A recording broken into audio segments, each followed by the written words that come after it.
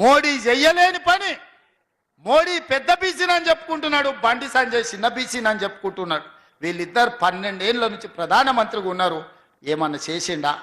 కానీ 12 నెలల మీ లెక్క తేల్చి రాహుల్ గాంధీ గారి మాట మీద బీసీ కులగణన నేను చేస్తే ఇవాళ నన్ను ఓడగొట్టమంటున్నాను. ఒకవేళ ఈ ఎన్నికల్లో అనుకోని తప్పిదం ఏదైనా జరిగితే బీసీ కులగణన చేసినందుకే రేవంత్ రెడ్డిని ఓడించిండ్రంటే అది మీకు నష్టమా లాభమా? మా బీసీ సోదరులను నేను ఈరోజు ఆలోచన చేయమని నేను అడుగుతున్నా.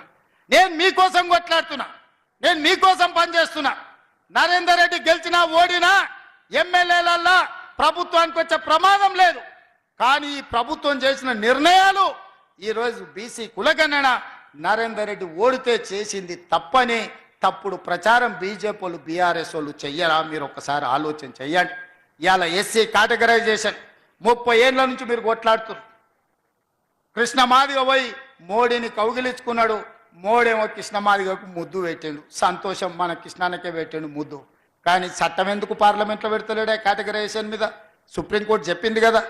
మోడీ గారికి నిజంగానే ఈ ఎస్సీ కేటగరైజేషన్ మీద ప్రేమ ఉంటే, దళితుల పట్ల ఆపేక్ష ఉంటే, దళితులకు మేలు జరగాలనుకుంటే నరేంద్ర మోడీ గారు పార్లమెంటులో బిల్లు పెట్టి ఎస్సీ కేటగరైజేషన్ ని చట్టబద్ధత ఎందుకు చేస్తలేడు? ఇవాళ ఎందుకు అడుగుతలేడు కృష్ణ మాదిగ గారు, కిషన్ రెడ్డి గారు అని నేను అడుగుతున్నా.